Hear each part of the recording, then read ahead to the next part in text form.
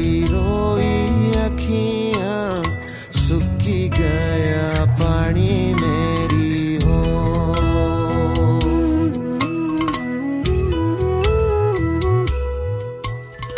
पूछे अम्मा मेरी होना कदी घरे जो रोई रोई अखियां सुखी गया पानी मेरी हो।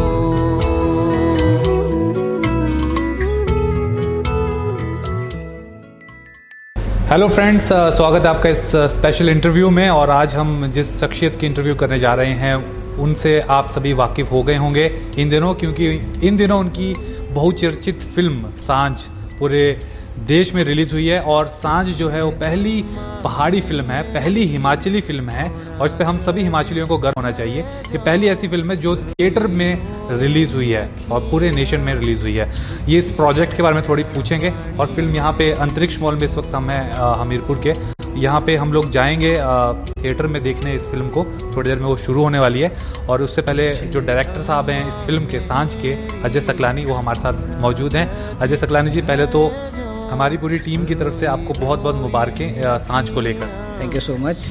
ये बताइए सर, अभी रिलीज़ का मैं पूछूंगा आपको, कैसा आपको रिस्पांस मिल रहा है, कहाँ कहाँ घूम रहे हैं आप, और थोड़ा सा बताइए दर्शकों को कहाँ कहाँ फिल्म देख सकते हैं वो। सबसे पहले तो रिलीज़ के रिस्पांस की बात हो रही है। तो एक्चुअली सांझ का जो रिलीज़ था वो हमारा 14 अप्रैल को था, बट बिकॉज जैसे जानते हैं पहली हिमाचली फिल्म है, बहुत सारे इश्यूज़ हैं, बहुत सारे टेक्निकल इश्यूज़ भी थे और बाकी भी थे। सो हमें थोड़ा सा इसको डिले करना पड़ा। 21 को हमने इसको रिलीज़ किया प्रॉपर। कल फ्राइडे को ये रिलीज़ हुई है और कल से जो है एटलीस्ट हिमाचल में तो हर जगह है, उसके अलावा पंजाब, जम्मू, उधमपुर और उसके अलावा हरियाणा में हमारे पास कुछ स्क्रीन है, फिर मुंबई में, बिहार में और महाराष्ट्र में, और यहाँ तक कि वेस्ट बंगाल एंड असम में हमारे पास 2 स्क्रीन है, गुवाहाटी में भी। तो ऑलमोस्ट ऑल इंडिया है। बाकी कोशिश हमारी ये है कि आने वाले दिनों में जो है इसको धीरे धीरे और भी जगह पे हम रिलीज़ करें। अभी थोड़ी देर पहले मुझे पता चला है कि अभी तक हमारे जो चंडीगढ़ के जो ऑडियंस थे वो डिमांड कर रहे थे कि चंडीगढ़ में स्क्रीन नहीं है कोई भी, जो अभी तक हमारे पास नहीं थी। तो अभी हमें कंफर्मेशन मिली है कि कल से पंचकुला में जो है एक और थिएटर में फिल्म शुरू हो रही है। पंचकुला में तो देखिए हिमाचली टैलेंट जो है पूरे बंगाल तक धूम मचा रहा है इस वक्त। और आप जो नियरेस्ट थिएटर में तो चाहूँगा कि ज़रूर जाके देखिए, क्योंकि एक पहल है। ज़रूरी नहीं है कि आप बड़े जो बैनर्स की फिल्में चल रही है उनको तो आप देखते ही हैं हमेशा से, लेकिन जब कुछ नई चीज़ होती है, कुछ भी इस फील्ड में या हमारे हिमाचल का कोई टैलेंट बाहर निकलता है तो उसको सपोर्ट ज़रूर करना चाहिए। और ऐसी हमको उम्मीद है कि आप लोग जो हैं, दर्शक जो हैं, वो सपोर्ट ज़रूर करेंगे। अजय जी, ये बताइए किस तरीके का रिस्पांस है अभी तक जो आपको मिल रहा है जगह जगह? अभी तक हमारे पास, मैं ये नहीं बोलूँगा कि हाउसफुल जा रहा है या कुछ ऐसा नहीं है। हमारे पास ऑडियंस कम है, एक एवरेज ऑडियंस अभी तक आ रही है, बिकॉज लोगों को पता नहीं है। और बट रिस्पांस ये है कि जो भी पर्सन फिल्म देख के बाहर निकल रहा है, अभी तक किसी भी पर्सन से मैंने ये नहीं सुना कि अच्छी नहीं थी। हर कोई एक ही बात बोलता है कि फ़िल्म बहुत अच्छी बनी है और हम चाहते हैं कि ऐसी फिल्में आगे भी बनती रहनी चाहिए। तो ये रिस्पांस है और ये हमारे लिए पॉजिटिव है। एक जो चीज़ जो नेगेटिव जा रही है फिल्म को लेकर के, वो ये है कि जो हमारा माइंड है लोगों का, उसमें यह है कि पहाड़ी जब वर्ड आता है तो उनको लगता है कि पहाड़ी पता नहीं कैसी फिल्म होगी यार। सो मैं ऑडियंस को ये बताना चाहता हूँ कि पहाड़ी आपके माइंड में जो अभी तक की जो इमेज बैठी हुई थी, ये वैसी फिल्म नहीं है। अगर हम बात कर रहे हैं आज इंटरनेशनल अवार्ड जीत के अगर ये फिल्म यहाँ पे आई है, और उससे भी बड़ी बात यह है कि अगर थिएटर तक ये फिल्म पहुंची है और ऑल इंडिया रिलीज़ हो रही है, तो आप समझ सकते हैं कि ये कोई नॉर्मल पहाड़ी फिल्म वैसी नहीं है जैसी आज तक आपने छोटी छोटी फिल्में देखी होंगी। ये एक अच्छी फिल्म है, प्रॉपर फिल्म है, जैसे आप बॉलीवुड की फिल्म देखते हैं उसी तरह की फिल्म है। आप ज़रूर देखिए इसको। तो मतलब नॉर्मल जैसे हम सोचते हैं ना कि इंटरनेट पे कई फिल्में डाल दी जाती हैं और उनका बजट उतना नहीं होता है और वो उस तरीके से उसमें डायरेक्शन और वो चीज़ें भी नहीं होती, वो भी लोग बनाते हैं उन्हें भी अपने शौक़ पूरे करने के लिए और अपनी कला को निखारने के लिए। लेकिन जो लेवल की बात अजय जी इस वक्त कर रहे हैं, ये लेवल अलग है। क्योंकि मैंने भी जब एडिटिंग होती थी स्टूडियो में, साइलेंट हिल स्टूडियो हमीरपुर में ही है, और यहाँ पे जब ये एडिटिंग करते तो कई बार मेरे को मौका मिला देखने का और उन्होंने मेरे को शॉट्स दिखाते रहते थे बीच बीच में। तो बहुत ही खूबसूरती से उसको शूट किया गया, डिफरेंट प्लेसेस पे शूट किया गया। कहाँ कहाँ शूट किया गया सर इस फिल्म को? मेनली ये फिल्म हमने कुल्लू डिस्ट्रिक्ट में शूट की है, सेंज वैली में, शांगड़ एक जगह है, शांगड़ गांव है, वहाँ पे ज़्यादातर फिल्म शूट हुई है। उसके अलावा हमने इसके जो डिफरेंट डिस्ट्रिक्ट्स हैं वहाँ पे शॉट्स लिए हैं। यहाँ तक कि हमने लाहौल स्पीति में शूट किया है कुछ पार्ट्स, मनाली में हमने किया है, मंडी में हमने शूट किया है, हमीरपुर में हमने शूट किया है। और आउट ऑफ हिमाचल जो है फिल्म शूट हुई है हमारी चंडीगढ़ में। लेकिन एक बात मैं दर्शकों को बोलना चाहूँगा कि ये फिल्म बॉलीवुड की तरह रोमांटिक नहीं है, ना कोई ड्रामा थ्रिलर है, ना कोई एक्शन फिल्म है। ये एक बहुत डिफरेंट स्टोरी है, बहुत डिफरेंट फिल्म है। आज तक आपने इस तरह की फिल्में नहीं देखी है। मैं इसलिए बोल रहा हूँ और दावे के साथ बोल रहा हूँ, आपने आज तक ऐसी फिल्में नहीं देखी है। थोड़ी स्लो है, लेकिन आपको जो इसके स्लो होने का जो है, जो पेस है, वही आपको इस फिल्म में सबसे ज़्यादा पसंद आएगा। ये अलग तरह की कहानी है। कोई हीरो हीरोइन नहीं है कि हाँ जी कहीं पेड़ के आसपास डांस कर रहे हो, गाने चल रहा है और धूम धड़ाका चल रहा है, वैसा नहीं है। एक अलग तरह की कहानी है। एक 16 साल की लड़की की कहानी है, उसकी दादी की कहानी है, और एक लड़का है जो देखने में बड़ा है लेकिन दिमाग से बच्चा है, तो उसकी कहानी है। एक अलग तरह की कहानी है जो आपको अपने परिवार से, आपको अपनी फैमिली से जोड़ेगी। फिल्म में म्यूज़िक बहुत अच्छा है, बहुत ज़बरदस्त।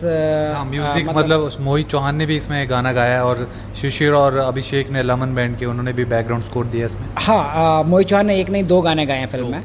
2 गाने मोहित चौहान ने गाए हैं, 3 गाने पवित्राचार्य ने गाए हैं। लेकिन इसका पूरा जो क्रेडिट जाता है म्यूज़िक का, वो गौरव को जाता है। गौरव गुलेरिया धर्मशाला से है और ये गौरव की भी डेब्यू फिल्म है। सो गौरव ने बहुत अच्छा म्यूज़िक किया है फिल्म में। इनफैक्ट मैं शुरू में सबसे ज़्यादा कन्फ्यूज इस बात को लेके था और टेंशन में भी था कि पूरी की पूरी फिल्म जो है म्यूज़िक बेस्ड है। सो हमारे पास क्या कोई एक अच्छा म्यूज़िक डायरेक्टर हमें मिलेगा जो इस फिल्म में एक अच्छा म्यूज़िक दे पाएगा। पर एक बार गौरव ने जब काम करना शुरू किया तो फिर उसके बाद जो रिज़ल्ट है वो हमारे सामने है आज। बिल्कुल रिज़ल्ट। और आप ज़रूर एक गाना जो मोहित चौहान ने इसमें गाया है, क्या मैं उसका इनिशियल बोल रहा हूँ, थीम सॉन्ग है वो फिल्म का, पूछे अम्मा मेरी। पूछे अम्मा मेरी, पूछे अम्मा मेरी, जो मुझे सुनाया अजय भाई ने अपने स्टूडियो में, तो मैं तो उसी वक्त कह रहा था कि इसको रिलीज़ करो जल्द से जल्द, ताकि लोग भी इसका मज़ा ले सके। और इतना सुंदर और इतना बढ़िया वो गाया गया है, इतना अच्छे लिरिक्स है उसके कि आपको बहुत पसंद आएंगे। इस फिल्म की खास बात है, इसमें एक सोशियोलॉजी का पॉइंट ऑफ व्यू भी, और आज के समाज में जो हम देख रहे हैं न्यूक्लियर फैमिलीज़ बनती जा रही हैं, जो बड़े परिवार थे छोटे होते जा रहे हैं, काम के सिलसिले में ले लो, चाहे कुछ भी ले लो, समाज की जो भाग दौड़ है, हम लोग काफ़ी तेज़ी से आधुनिकता की तरफ भाग रहे हैं।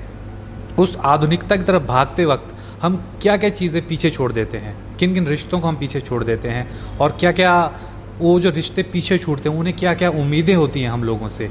और ये दोनों पॉइंट ऑफ व्यू जो इस फिल्म में बताए गए हैं, मेरे ख्याल से ये है उसमें सर पूरा।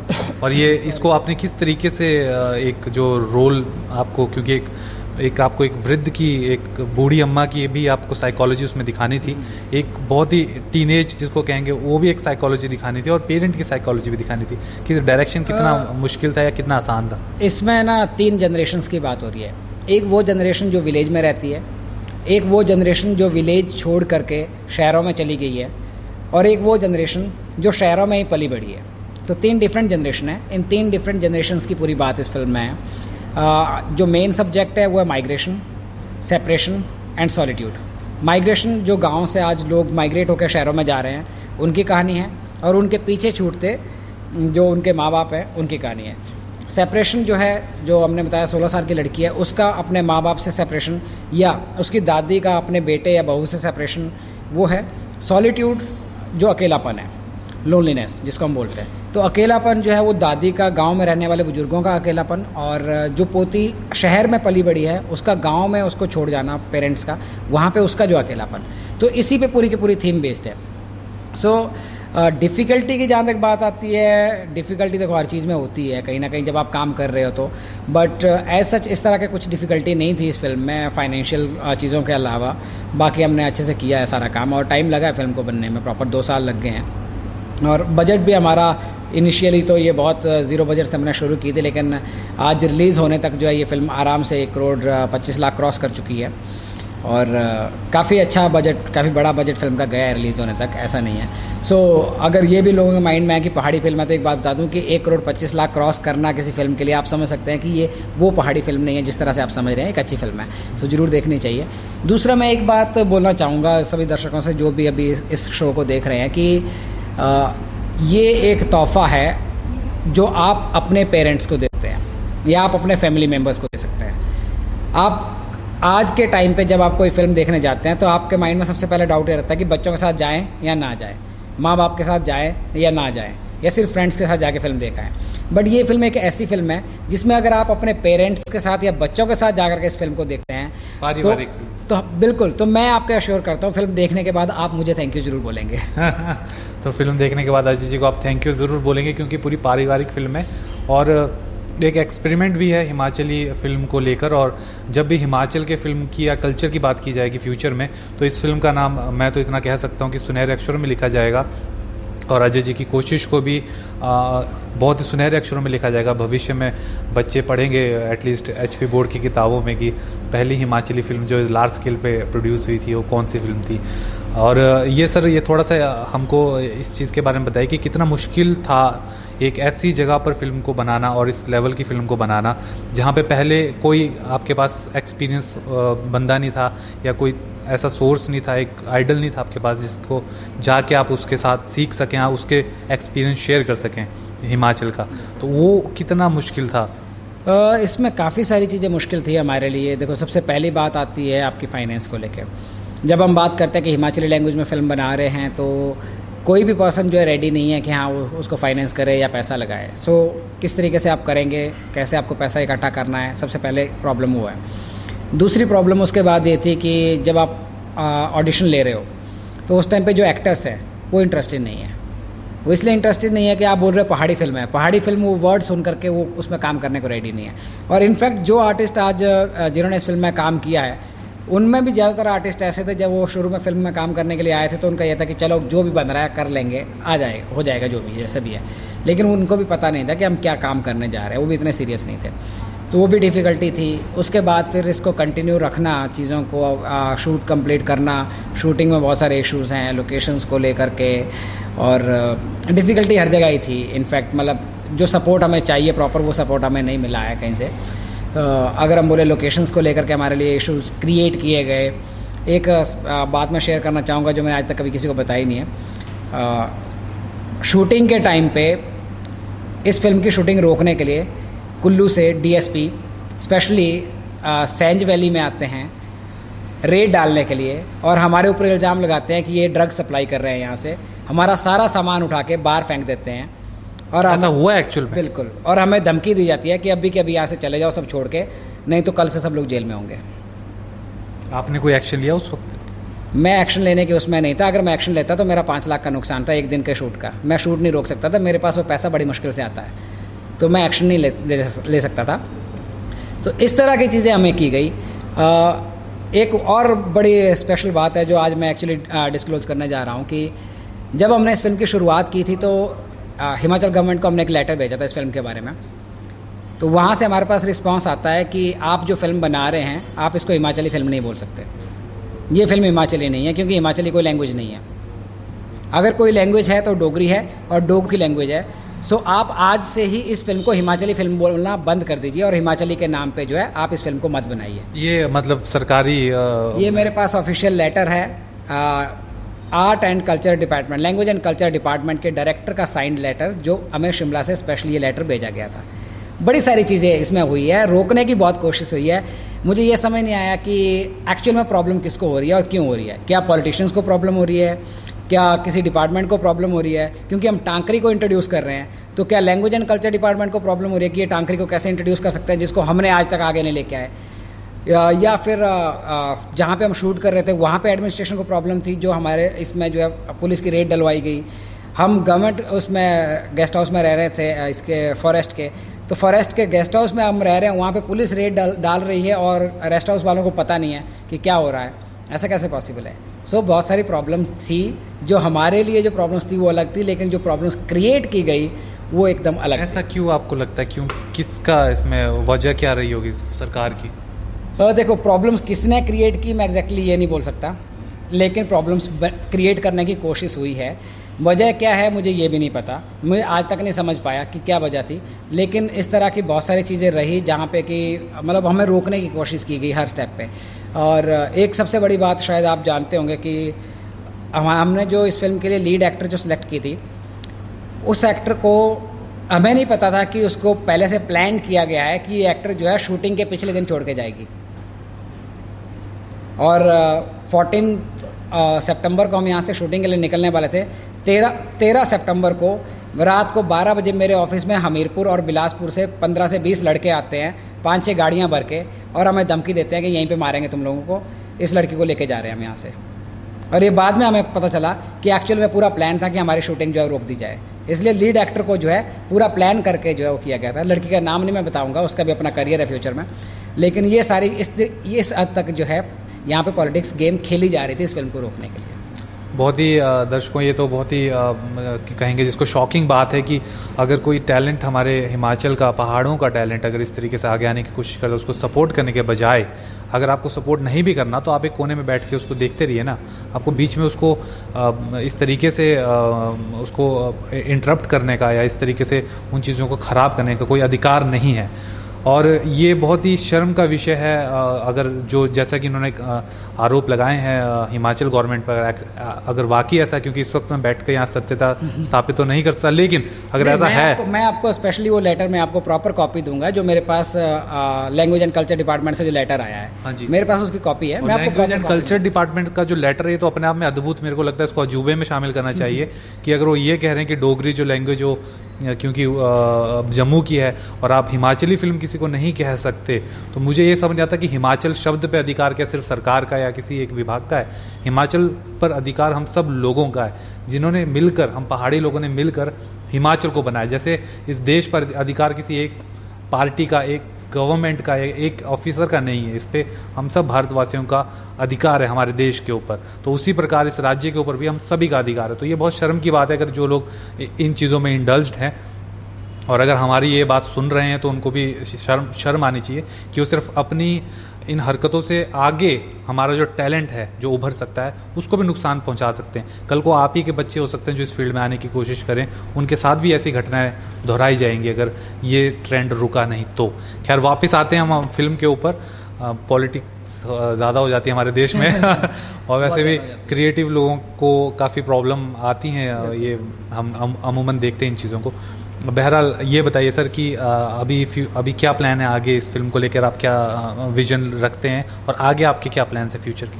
आगे देखिए, एक तो हमारा यह है कि इसको ज़्यादा से ज़्यादा लोगों तक इस फिल्म को पहुंचाया जाए। आज थिएटर तक हमने पहुंचा दिया है और ऐसे में बल्कि मैं दर्शकों से सपोर्ट की रिक्वेस्ट नहीं करना चाहूँगा, बिल्कुल भी मैं रिक्वेस्ट नहीं करना चाहूँगा, क्योंकि मुझे लगता है कि हम सब की एक रिस्पॉन्सिबिलिटी है, हम सब का एक दायित्व बनता है कि हम हिमाचल के लिए कुछ करें, हमारे लैंग्वेज एंड कल्चर के लिए कुछ करें।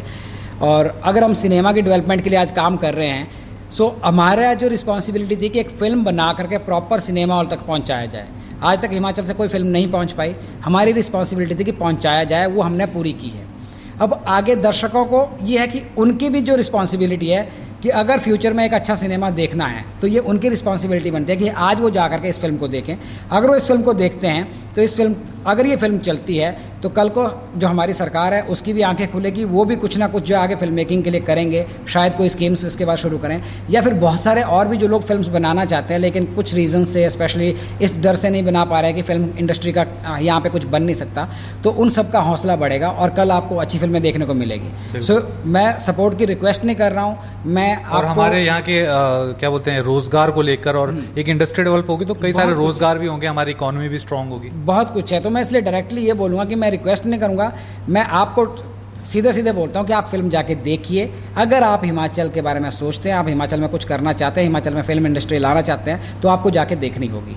और आज आप इस फिल्म को देखेंगे तो आगे की फिल्मों के लिए रास्ता खुलेगा, नहीं तो अगर आज आपने ये फिल्म नहीं देखी तो इतना याद रखिए, इसके बाद यहाँ पे कभी फिल्म नहीं बनेगी, कोई दोबारा ये कोशिश नहीं कर पाएगा। क्योंकि एक तो बड़ी मुश्किल से कोशिश करने की कोई हिम्मत रखता है, उसके ऊपर अगर कोई एक फिल्म जो है डूब गई तो उसका दोबारा दूसरा बंदा कभी उठ के आगे नहीं आएगा कि मुझे फिल्म बनानी है। वो जाके पंजाबी बनाएगा, हिंदी बनाएगा, इंग्लिश बनाएगा, लेकिन हिमाचली लैंग्वेज में कोई फिल्म नहीं बनाएगा। ये क्लियर है। ये देखिए, तो ये बहुत ही एक मैसेज दिया अजय जी ने लास्ट में।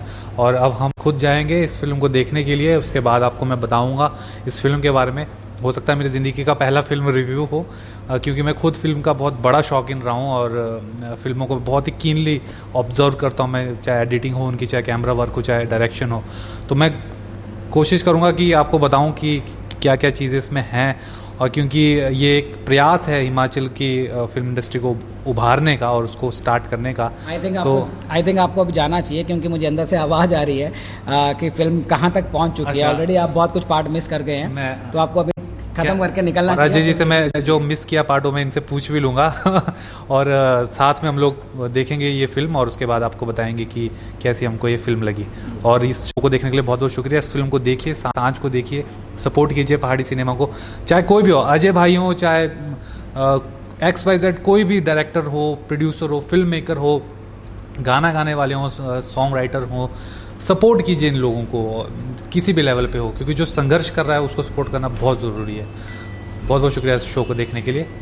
और अब आपको मैं मिलता हूँ थोड़ी देर में, थोड़ी देर का मतलब 2 घंटे 2 घंटे 2 घंटे की फिल्म है, उसके बाद मिलते हैं, फिर बताते हैं आपको।